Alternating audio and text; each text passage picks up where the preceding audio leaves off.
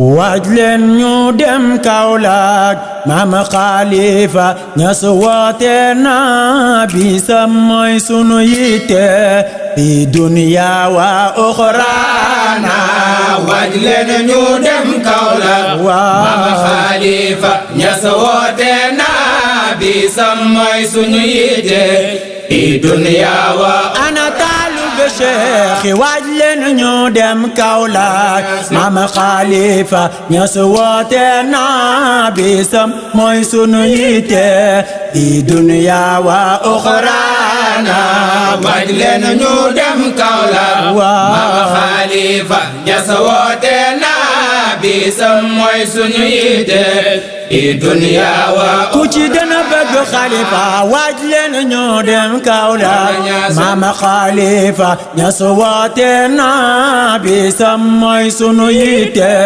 fi dunya wa uxraana waaj leen ñu dem Kaolack Maam Khalifa Ñas woote na bisam mooy sunu yitte fi dunya wa uxraana. Le soleil s'est levé à l'aurore et les horizons se sont mis en éclair. Une nuit profonde s'est alors éclairée et les lueurs se sont accumulées. Jaillissant partout il y a de l'air et le monde entier a observé ces lumières qui effacent tout ce qui est obstacle et malheur.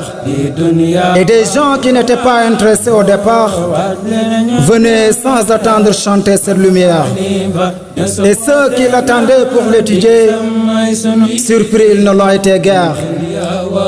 Elle a embrassé toutes les créatures pour les orienter par sa lumière semblable à celle du soleil dans sa luminosité. C'était à Aïn al-Mad que le soleil s'est levé et c'était à Fès qu'il a répandu ses rayons si élevés. Une perle qui n'a de semblable parmi les pierres précieuses et qui a été un don de celui qui détient les mains si cérémonieuses.